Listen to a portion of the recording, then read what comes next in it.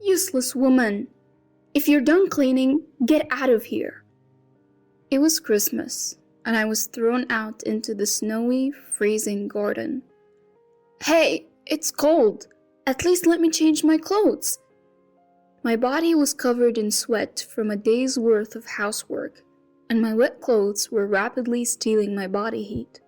There you go!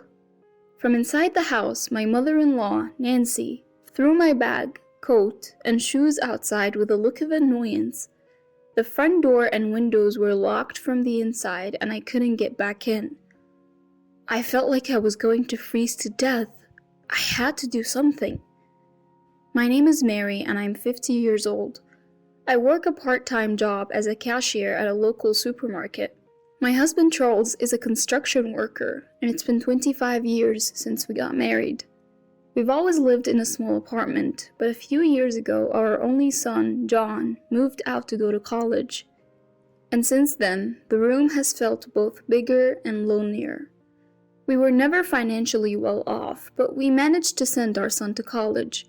Last year he got married and moved to a condominium in the next town with his wife, Jessica, starting their life together. Around that time, Charles approached me and asked, "What do you think about moving in with my mom?" After Charles' father, David, passed away from an illness about 10 years ago, Nancy has been living alone. Our apartment wasn't far from her house, so we would visit her once or twice a month to check on her. Nancy in her late 70s seemed to be doing well, but Charles said he wanted to be there to take care of her just in case, given her age. Charles is an only child, and he seemed worried about his mother growing older. Feeling a bit lonely since our son got married, I could empathize with Nancy's situation and agreed to Charles' offer to live together. Charles' childhood home had a garden and, although a bit old, had enough rooms. A light renovation would make it spacious enough for the three of us to live comfortably. We didn't have enough money to build a new house, but we had enough saved up for the down payment on the renovation. The remaining cost could be covered by a loan. Through Charles' work connections, we found a renovation contractor, and the work was completed in about a month. Since we knew the contractor, they finished the job for less than the market rate, which helped us save money.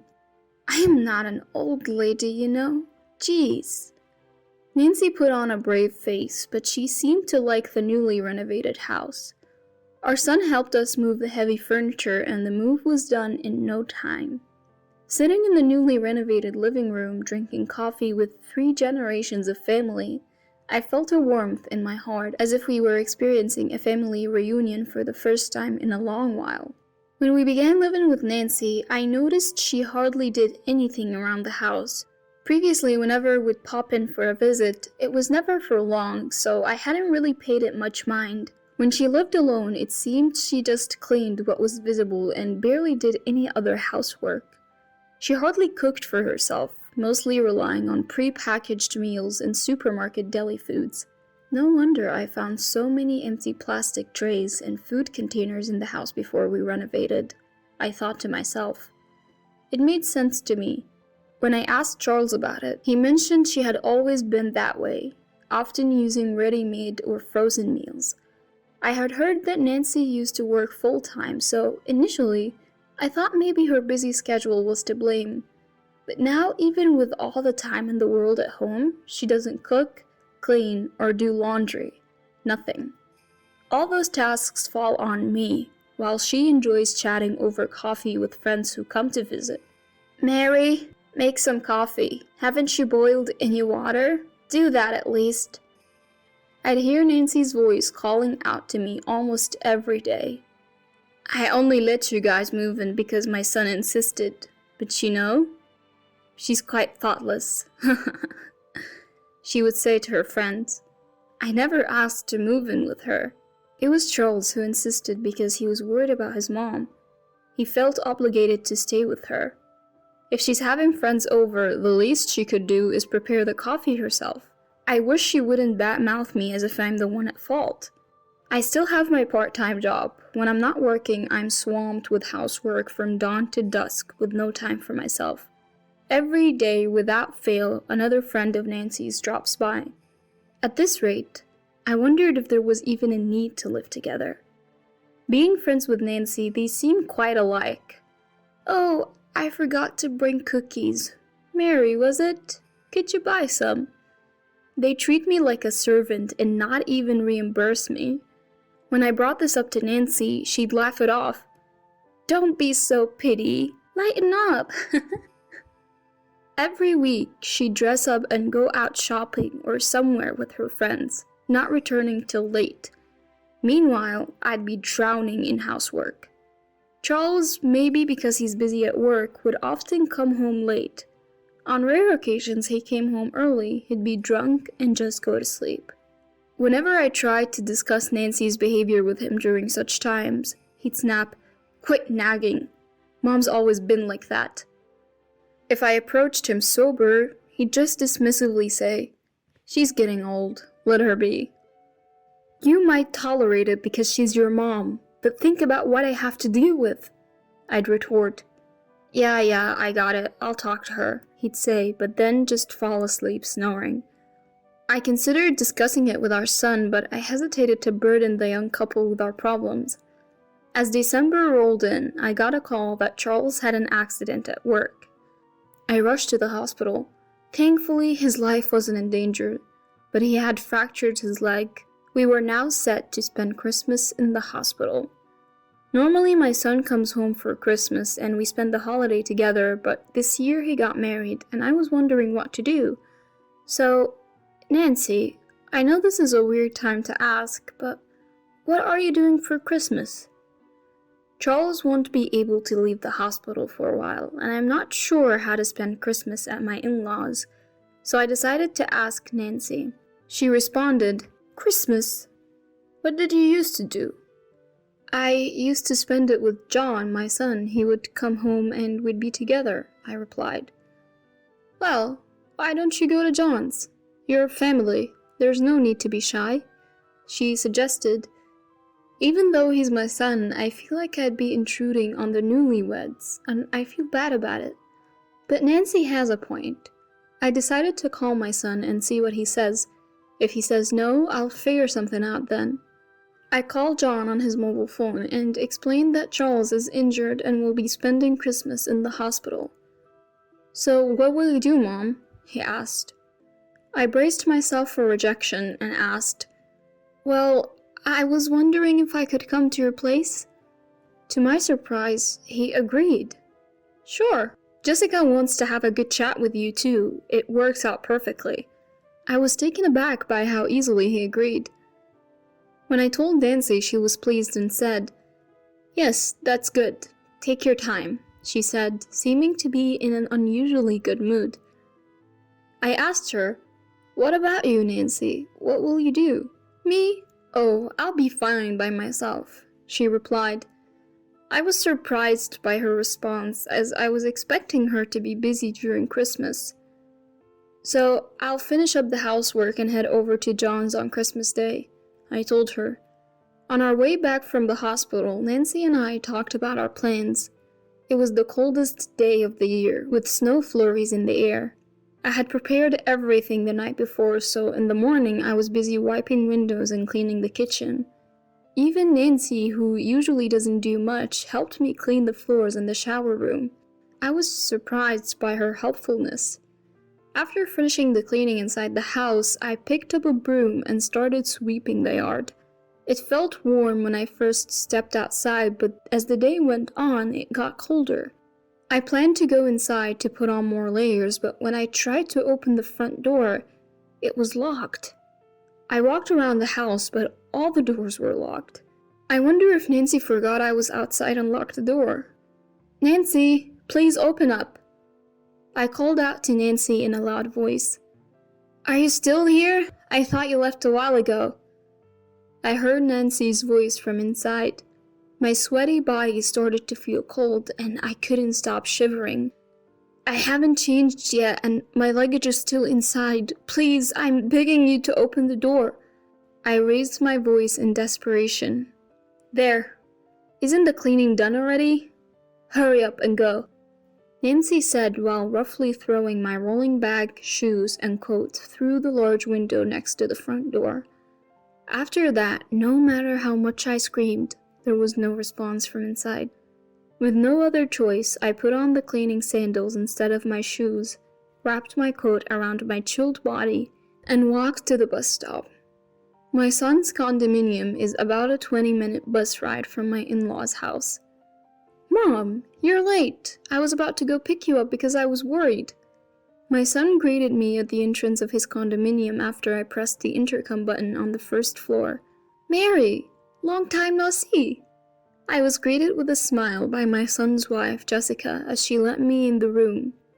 This is the first time I've seen Jessica since their wedding. She's a petite woman with a cute smile. "Mom, you look frozen. Did something happen?"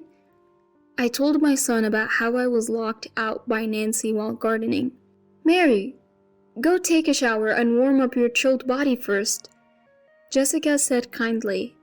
Her words touched my heart, and I felt like I was about to cry. "Thank you, I'll do just that," I said, and Jessica showed me to the shower room. As I took a warm shower, I could feel the warmth gradually returning to the core of my body and the sensation returning to my fingertips. It's been a while since I've taken such a leisurely shower. I felt a sense of peace that I had almost forgotten. Once I felt relieved and the hard things I had been through came flooding back, I started crying again. After the shower, a meal was prepared. "I'm not sure if it's to your liking, but please go ahead." Having a meal prepared for me without having to cook myself, it's been years since that last happened. I took a bite. Delicious. It was a nostalgic taste. "Jessica, you're a great cook," I complimented her. "I asked my mom for the recipe and practiced for today. I'm so happy. Thank you," Jessica said with a shy smile. It's been a while since I've had such an enjoyable meal. After the meal, I felt happy as I helped Jessica clean up the dishes. I didn't want to ruin the mood, but I began to quietly talk about what happened at my in-laws' house. My son considerately asked Jessica to leave the room. He probably didn't want her to hear too much. After listening to my whole story, my son seemed to remember something and said, "By the way, Nancy didn't pay much attention to me when I was little, and she didn't seem too happy either. Come to think of it, we only took him to his grandparents' house when he was little. It seems it wasn't just because he got busy playing with his friends that he stopped visiting them. She once told me to go away when I visited," he added. My son had his own thoughts about Nancy. He continued, "But I didn't think it was that bad. Once things settle down, let's go visit Nancy together," he said. Since we started living together, Nancy has treated me terribly, but today was a bit strange even compared to that. I felt relieved knowing that my son would be with me. After pouring out what was in my heart, I felt much lighter. I never thought we could talk about this kind of thing. My son has really grown up. The next morning, as per my usual routine, I got up early and was relaxing in the living room watching TV.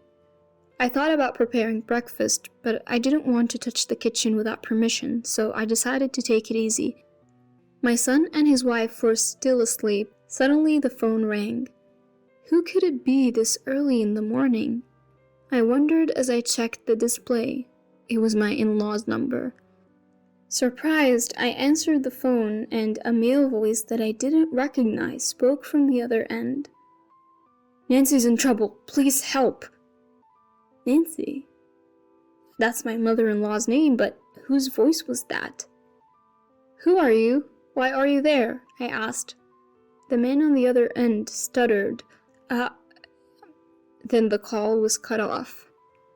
A bad feeling washed over me, and I quickly woke up my son.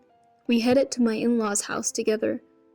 When we arrived, the front door was unlocked. "Nancy?"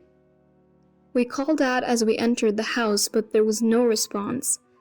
My son and I cautiously proceeded inside. We didn't know the identity of the man from the phone call or if he was still there. There was no sign of anyone in the living room. We could hear the sound of running water from the shower room, so we went to check and found Nancy lying on the floor, unconscious but breathing. "John, call an ambulance, hurry!" I shouted to my son. At the emergency hospital, Nancy was receiving life-saving treatment. She was diagnosed with a cerebral hemorrhage, and although she pulled through, she was still unconscious, so visitors were not allowed. We couldn't ask Nancy what happened between Christmas night and the morning, leaving us in the dark about the situation. I started visiting the hospital every day, but it wasn't until a week after Nancy had been admitted that she regained consciousness.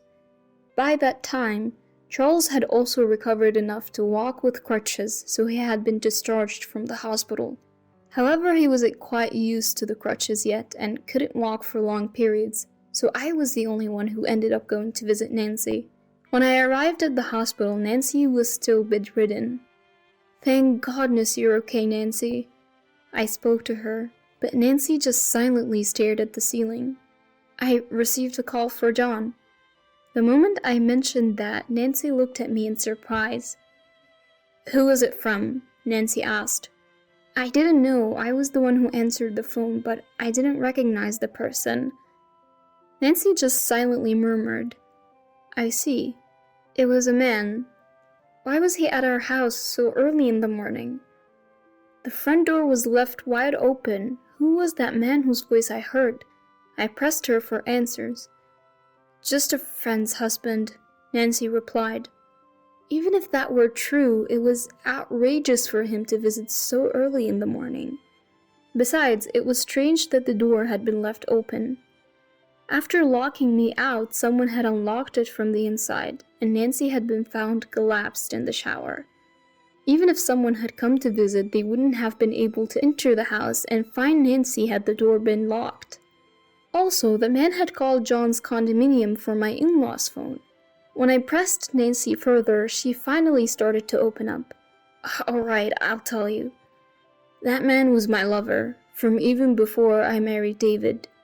And he was my lover while David was alive too. Are you happy now? Just leave me alone."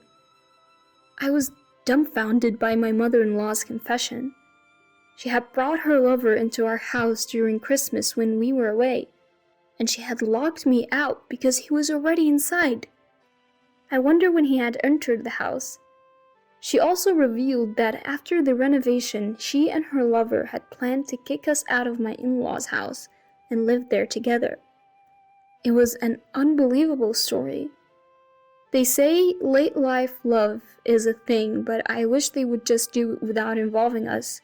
I didn't want to be a part of it. In that case, please have him take care of you. We don't want to know anything about it. David is gone, and you are free to do as you please, I told Nancy. "You ungrateful brat! How dare you talk to me like that?" Nancy scolded me. She may have been bedridden, but her mouth was as sharp as ever. "Who's ungrateful? I've been doing all the housework while juggling a part-time job. The house is clean because we paid for it, remember?" With that, I left the hospital room. I could hear Nancy's sobs and curses behind me, but I didn't care. She could do whatever she wanted. When I returned to my in-laws' house, I told Charles everything. His response was shocking. "Ah, that guy. I've known about him for a long time. Dad's gone and Mom's all alone. Just let it go," Charles said. My head started spinning. How dare she try to kick us out after we spent money on renovations? Can you really ask me to forgive that? I was furious and yelled at Charles. "If Mom says so, we just have to put up with it." Charles said that to me, but I couldn't even look him in the eye. "Fine. I can't live with you any longer. I'm leaving," I said, pushing him away. "Don't say that. We've gotten along for over 20 years. Charles tried to stop me in panic, but my mind was made up. No. Nancy wants her freedom, and I'm going to take mine too. My son is married and has a happy family. There's no need for us to be husband and wife anymore. You're old enough. How about you graduate from Nancy too? I have no interest in a 50-year-old man who can't escape from being a mama's boy." Charles turned red and looked like he wanted to say something, but he was silenced by my words and said nothing. Now he just has to talk to Nancy and figure it out. I want nothing to do with them anymore. Later, Charles and I got divorced. For now, I've decided to live with my son and his wife until I find a place. My son says, "You can live with us as long as you want, but I want to enjoy my freedom for a while." I'll gratefully accept their offer in spirit. Meanwhile, Jessica is expecting a baby. I plan to help my son and his wife with the baby, but I don't want to interfere too much. I'll wait until they ask for help. Enjoying the growth of a child is a privilege of the parents. Children grow up in the blink of an eye. I hope they cherished their time as a family. Nancy has been discharged from the hospital, but she's paralyzed and now lives in a wheelchair. I heard her lover was married, so she didn't want to make a big fuss. So when Nancy collapsed, she didn't call an ambulance and instead called a number registered in her phone, which happened to be John's condo. The man disappeared without a word. All the friends who used to visit stopped coming, and her lover abandoned her. Now she can't move freely and lives a difficult life. Charles might be fired from his company because his broken leg hasn't fully healed, and he's no use in field work. I, on the other hand, have been promoted from part-time to full-time, and I'm about to find a new apartment. I'm looking forward to enjoying the second chapter of my life.